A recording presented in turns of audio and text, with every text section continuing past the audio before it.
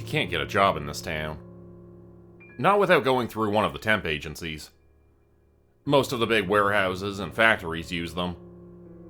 They don't hire people the old-fashioned way anymore. They prefer the temp agencies, so if you want a job, you play ball with them. I've dealt with it for most of my life, since I needed the money. I guess it's not the worst system in the world. You do what you gotta do, I guess. They still pay you alright, and I know a lot of guys who got steady gigs through those temp agencies. I even got one once. It didn't last, but that had less to do with the jobs and more to do with me. Look, there's no easy way to say this, but a few years back, I was a fucking drug addict. A lot of my paychecks went straight into my arm. At the time, I thought of myself as functional. But then again, most drug addicts think of themselves as functional. And most heroin addicts probably don't realize how bad they are until they're digging past rock bottom. Hell, once upon a time, I actually thought I worked better when I was high. Back then, I was 22, had a steady gig at a warehouse, and thought I was the king of the goddamn world. Adding in heroin just seemed to make everything better. It didn't fuck me up too much. It just made me relax. And that was good, right? I didn't come into work feeling tired, grumpy, or whatever. I was just in a good mood. Going about my work with no problems. Sure, I was spending more and more of my paycheck to get high.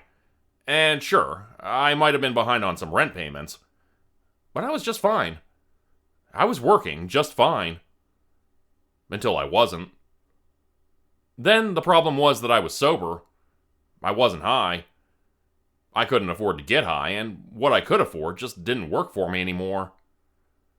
That's what cost me my first steady gig. And it's what made it so hard to get another one. I got dropped by the first temp agency I started working for, after the warehouse they'd sent me to caught me going through some of their boxes, setting stuff aside that I could sneak out to pawn later. The second dropped me when they found out about that little incident, and the third one I went to wouldn't even hire me. By that point, I was broke, way behind on rent, and had started doing whatever I had to in order to get money, just to feed my habit and forget about how shitty my life had become. And it was around that point that I found out just how much copper sells for. It was one of my buddies who tipped me off to it. Dave Williams was a junkhead just like me. Although, unlike me, he could afford his habit, and it was the copper that paid for it. He got it wherever he could find it. Scrapyards, construction sites, even a few warehouses. Wherever he could get his hands on copper wiring, he'd take it. And when he told me that he had eyes on a decent-sized haul, I didn't think twice about asking if he needed a hand. Honestly, at the time, it didn't matter to me what the job was. I just needed the money, and I didn't care what I had to do to get it. Dave could have asked me for a kidney, and I'd have given it to him with a smile. The first job we did together was at a local scrapyard. We cut through the wire fence at night, and went through a bunch of old appliances that someone had dropped off, stripping out the old copper wiring. Dave showed me how to do it, and he showed me where to sell it, too. That night was the first time in a long time that I felt alright. I got high and forgot all my problems for a while. That was all that mattered to me. The next time Dave asked if I wanted to join him on a little raid to one of his local scrapyards, I was completely down. Working with Dave became the closest thing to a job I could handle for a while. I still tried to get some temp work, but I usually wouldn't last more than a few shifts before they got rid of me. Most of the temp agencies wouldn't touch me at all. They knew I was using, and they didn't want me. Well, I didn't really want them either. I was doing alright working with Dave. Just about every weekend, we'd hit up either a scrapyard or a construction site and go after the copper wire. If the haul was good, we'd be in dope for a few more days, maybe even a week. If it was bad, we'd just try it again later. Most of the time, it was bad. But that didn't stop either of us. Neither did the threat of cops or the few times we got attacked by guard dogs. Those were usually the worst. When Dave came across the Barroso Copper Company, I knew we'd hit pay dirt. It was a little ways out of town, on some quiet highway out of Woodstock. But that was a bonus, not a problem.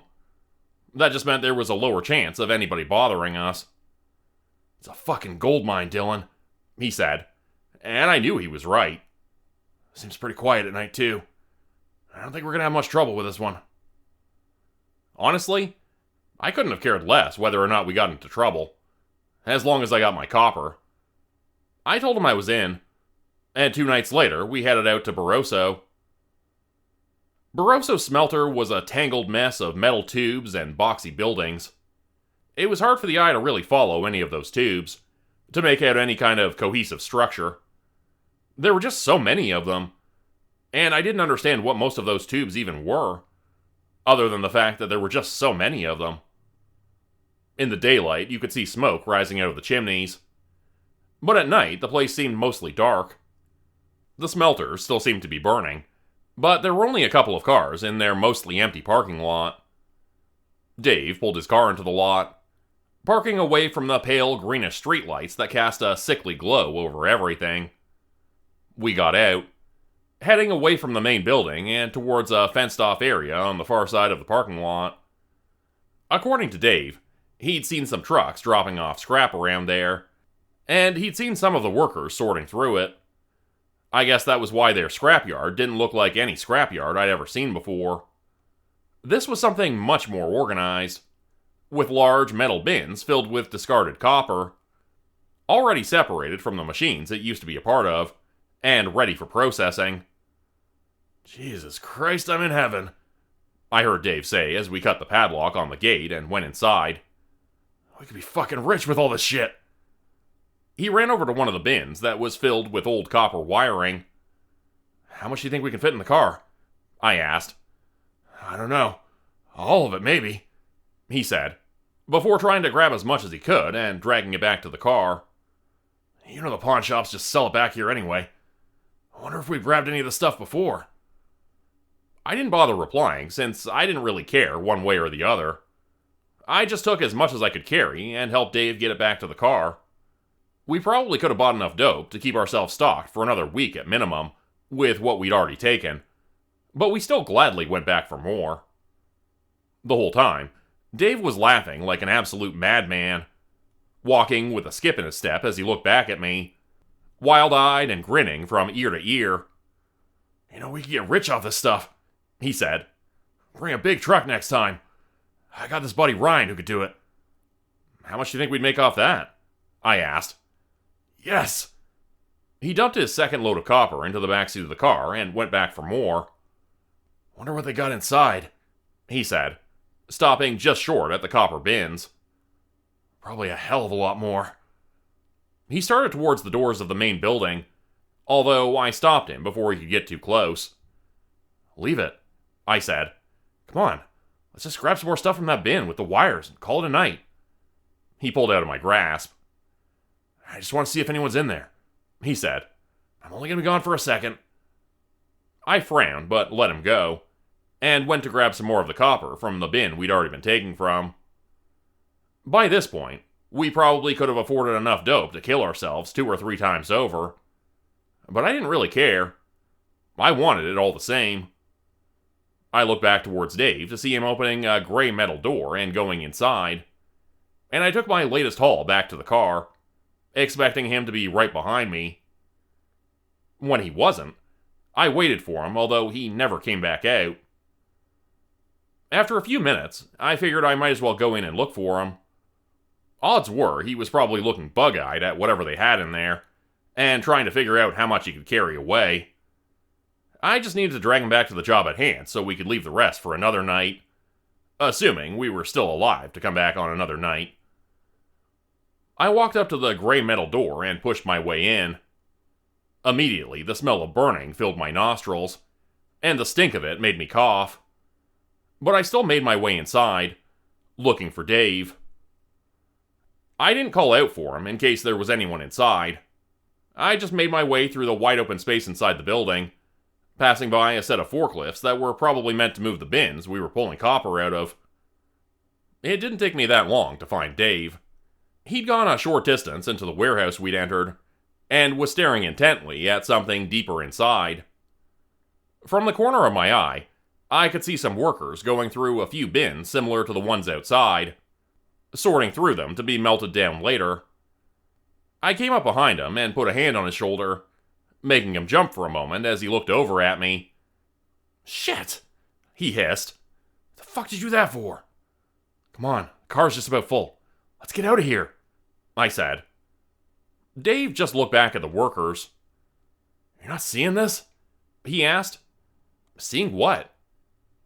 I looked up toward the workers, before pausing. I could only really see them from a distance, but even from all the way over by the doors, it was obvious that something about them was off. It was hard to say exactly what at first, although the longer I stared, the more obvious it became. Just about all of these workers looked the same. A fairly short stature with thick black hair. They weren't completely identical, but it was close enough. It was hard to tell in the low light, but they all looked fairly pale too. They worked going through the bins, sorting everything diligently. They occasionally spoke to each other, but it was hard to make out exactly what they were saying. "The hell are those things?" Dave said under his breath. "I don't know. Weird people? Can we go?" I asked. I didn't really want to drag this out any longer than we'd already dragged it out. Dave just shook his head. "Nuh-uh," he said. "Those sure as hell aren't people." I looked again. At a glance, they sure as hell looked human. But the longer I looked, the less sure I was about that. They looked human, but in so many ways that mattered, they didn't. The eyes were all wrong. They were so large, and seemed to shine even in the low light, although the people themselves seemed small. The tallest wasn't more than 5 feet. They were all quick and silent, darting from task to task with little chatter, laser-focused on whatever it was they were doing. I noticed Dave taking his phone out of his pocket, and saw him opening his camera to start filming. "What the hell are you doing?" I asked. "We gotta show this to somebody," he replied, before I tried to rip the phone out of his hands. "Put it down. Let's just get out of here." "Dylan, fuck off." He pushed me aside, and I hit the ground with a crash. On cue, every pair of large, saucer-shaped eyes in the warehouse turned to fixate on us. Dave looked right back at them, his own eyes widening in fear. Neither of us said a word, but I was the one with the sense to start running first. From the corner of my eye, I could see Dave already moving to follow me, but the wide-eyed stranger seemed to move even faster than he did. I hadn't even seen them move, but in what seemed like no time at all, they'd made it closer to him, eyes still fixed on him. "Jesus Christ!" I heard him gasp. "Get the fuck away from me!" I saw him going for his gun, and heard 2 gunshots as I tore through the door, followed by Dave's final screams. I didn't see what they did to him, but I knew that those weren't screams of fear. Those were the agonized cries of a dying man. As I ran back into the scrapyard and back towards the car, I was greeted by shadows blocking my path, and green eyes reflected in the low light cast from the factory. Whatever was in there, they were now blocking my escape. I could see more of them by the door, and I knew I had nowhere to run. So, I did the only thing that seemed to make sense, and ran even deeper into the scrapyard, hoping like hell there'd be some kind of exit somewhere. More green-eyed shadows appeared around me, never seeming to move, only seeming to watch. I could see a gate up ahead, and tore through it, only to find myself lost in a maze of metal and buildings, and staring green eyes. My body froze as I looked around, unsure of where to go next. This was all too much. This was all too confusing. I didn't know where the fuck I was. I was too fucking sober for this. There wasn't enough dope in the world to make this alright. Terror overtook me completely. I could feel warmth spreading down my legs as my legs gave out from under me, and the dark figures with their shiny green eyes drew nearer. "Oh God," I remember babbling. "Oh God, don't kill me. Don't fucking kill me. Please, don't fucking kill me."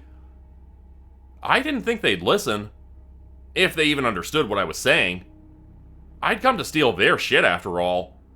And in the grand scheme of things, I was just some low-life idiot who'd hit rock bottom and started to dig. I was the loser who'd broken down crying and pissed his pants when staring down death. Honestly, killing me probably would have been doing me a favor, and I just prayed to whatever god might be listening that it wouldn't hurt too much. The dark figures were closer, their wide green eyes all fixated on me. In the faint light from the buildings, I could see the outlines of their faces, and I could see nothing on them. No emotion at all. "Leave it," a low voice hissed. "Let it run." I looked up to see that some of the green-eyed figures had parted, making way for one who didn't look that much different from the others. Although it carried itself with a certain authority, standing taller than the rest. Its green eyes burned into mine. In the dim light, I could see the dark blood on its hands. Dave's blood. Still wet and dripping.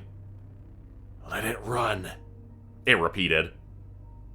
I saw some of the shadows move, and took the hint. They were letting me live. I wasn't going to question that.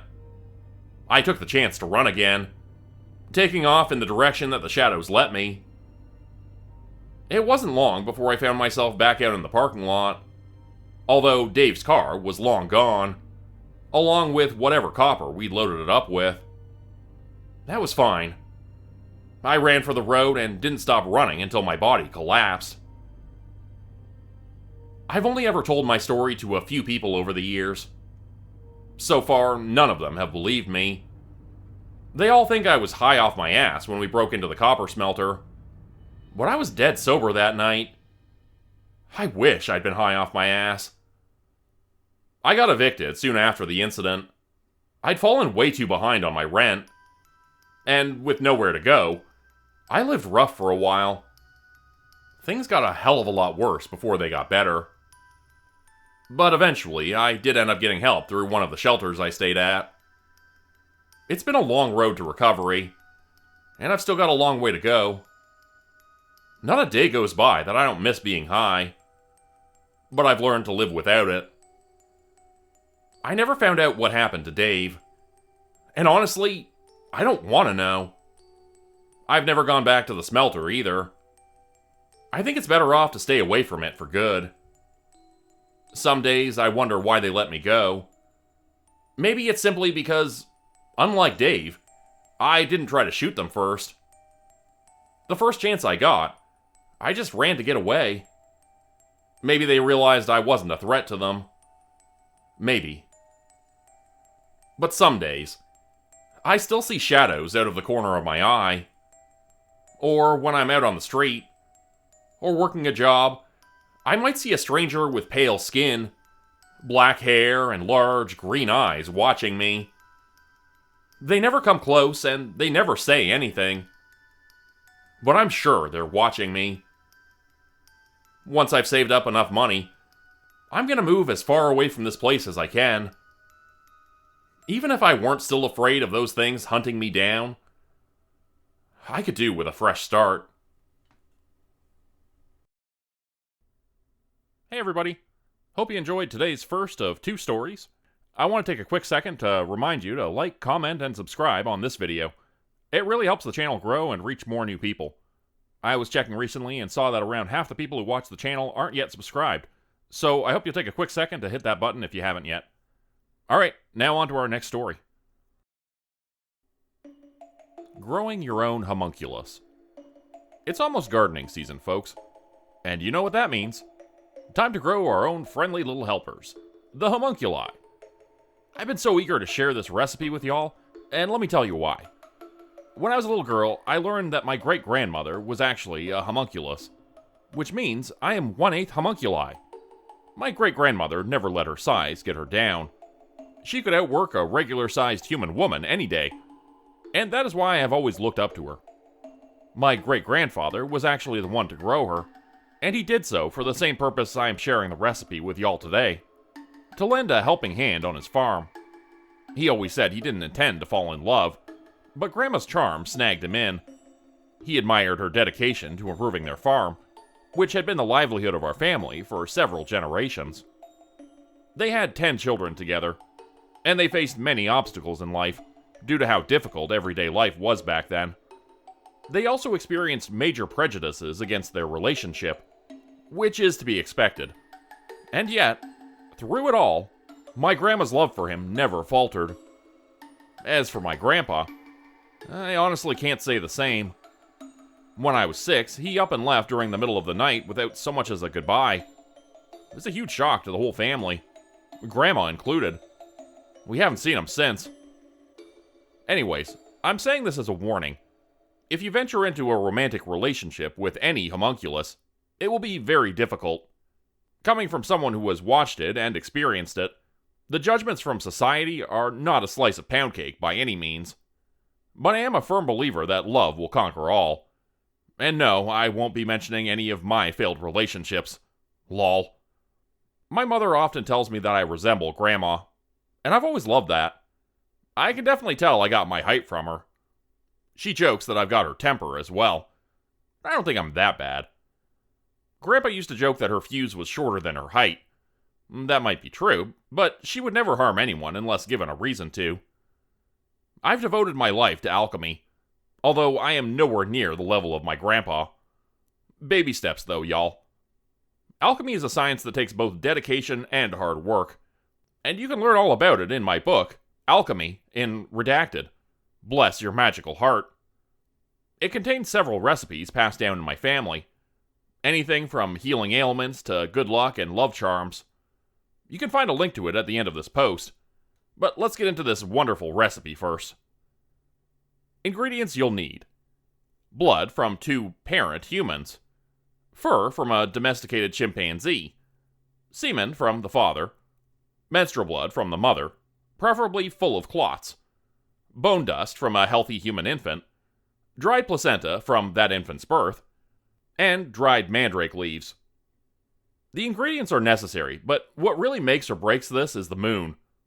This ritual must be completed during a dark moon, and only then.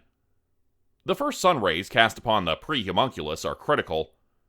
There have been instances where a specimen still formed without them, but it was an excruciatingly painful and short existence for the being. So, make sure you acquire your ingredients before a dark moon. Now, let's get into the thick of it. Step 1. Combine your ingredients during a dark moon. Mix together your wet ingredients, blood and semen. Mix them together in a medium bowl. Mix until the color resembles that of pink rose petals. In a separate bowl, mix your dry ingredients, fur, dried placenta, and dried leaves. I prefer to use the beautiful porcelain mortar and pestle I inherited from my grandpa, but you can use whatever you'd like. Save your largest dried mandrake leaf and your bone dust for the digging process. I like to take this time to grind up my dried placenta, but it's perfectly fine for you to do it beforehand. Personally, at this stage in the ritual, I like to take a moment to say a blessing. However, this is entirely optional and unique to my family's ways, so you don't have to. I say mine over both bowls as I combine them into a third bowl. And I can already hear you now grumbling about all the dishes you're going to have to wash, but hush up. If this is already getting to be too much for you, maybe you aren't suited for this line of study. A funny way I like to think about it is to think of all the dishes you won't have to wash when your homunculus reaches full growth. Step 2. Dig a hole. I find it best to place your hole in a garden rather than a pot or planter. A connection to the earth is not only a great source of sustenance for the being, but also a great source of energy. If you'd rather go the route of a pot or planter, I recommend using dirt extracted from your garden. A few of my friends go that route because of pesky animals that may make a mess of your gardens, so I get it. Before placing your ingredients in the hole, sprinkle your bone dust in a pentagram formation across the hole. And I'm sure y'all have already guessed this, but I say a blessing as I'm doing this as well. Repeat this process until you've used all your bone dust. After this, you can now dump your mixed ingredients into the hole. Replace the dug up dirt to cover your future friend, or lover. Step 3. Carve and place your protection sigil. Take the dried mandrake leaf you set aside and flatten it the best you can. Make sure not to damage it. Using an ornamental dagger, carve out a protection sigil. You can use one specific to your family, or even one from a particularly powerful alchemist you admire. I even have a list of them under whichever you choose. This symbol will be what protects the being once it is fully grown. Possible health issues should be of no concern. I hope to one day tweak this recipe slightly to protect it during the growing process. Keep your greedy little paws and claws to yourselves, animals. But I haven't reached that skill level yet. Once you've finished it, place it on top. Use the same dagger you carved your leaf with to slice the tips of both the pointer finger and the middle finger of your right hand. Once your blood flows from the wound, use it to pat the leaf into the dirt. Make sure you saturate the sigil.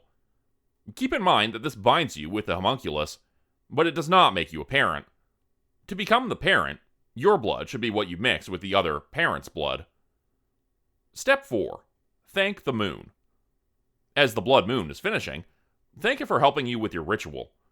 It is a sign of respect to do this, and I feel it is extremely necessary because, as I said, the moon's involvement is detrimental to whether or not the homunculus survives. This is the only blessing I would consider mandatory for every alchemist performing this ritual. If you have a specific already in mind, feel free to use it. If you're unsure about which one to use, I have several examples listed on my website.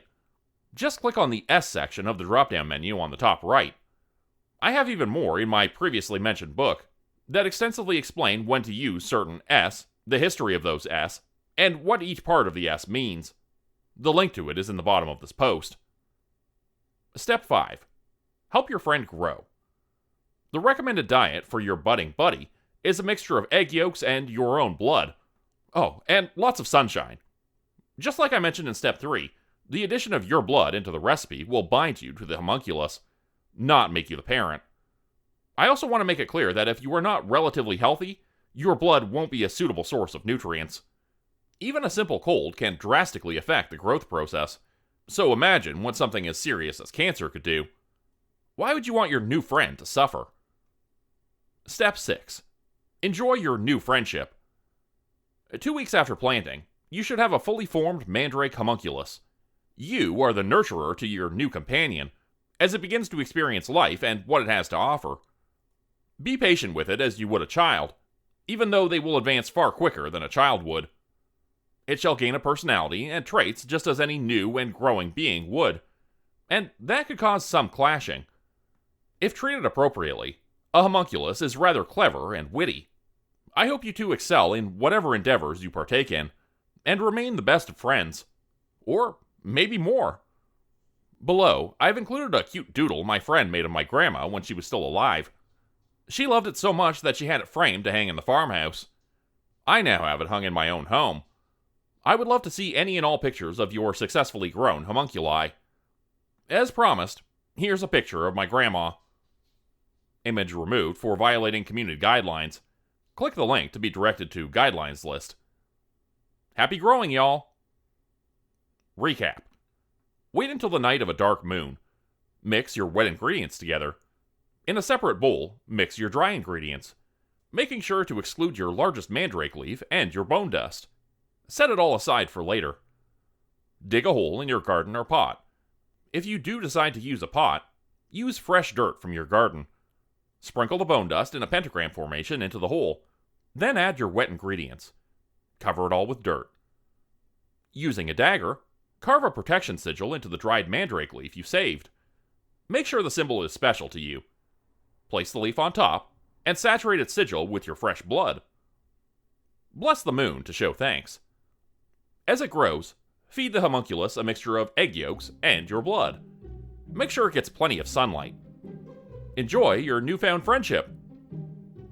We were never your friends, and as long as I am alive, we will never again be forced to be your lovers. Homunculi will be slaves no more. Comments. Julie Jan 1987. Your grandma was so cute and tiny. Redacted. Georgiana G's. What happened to the picture? ABCDEFU 123. It was a drawing of her grandma, but killer changed it to her dead body. Georgiana G's. Bro, what the fuck? Juniper 408. Having an issue with my homunculus. Urgently need your help. Please check your email. Redacted. What can I do to help? Juniper 408. Redacted. Redacted. You deserved it. Granny of 3 girls. This recipe has helped me so much. My bell peppers have never looked better. Gwen's Gardens. One of my homunculi won't talk to me, but I know it can because I've caught it talking to my other homunculi. Any suggestions? Redacted. Does it speak English when it talks? Gwen's Gardens. No, I'm not sure what language it speaks. Redacted. Unable to translate.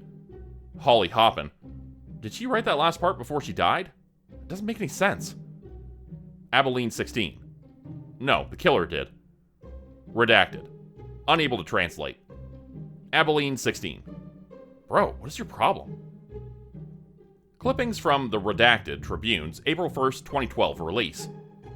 A local woman by the name of Redacted was found dead on the morning of Friday, March 30th, 2012. She was found by a neighbor who wished to remain anonymous.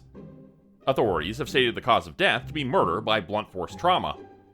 A picture of Redacted's mutilated corpse was uploaded to her personal cooking blog, below a mention of the death of her great-grandmother, but police are unsure if the placement is related in any way.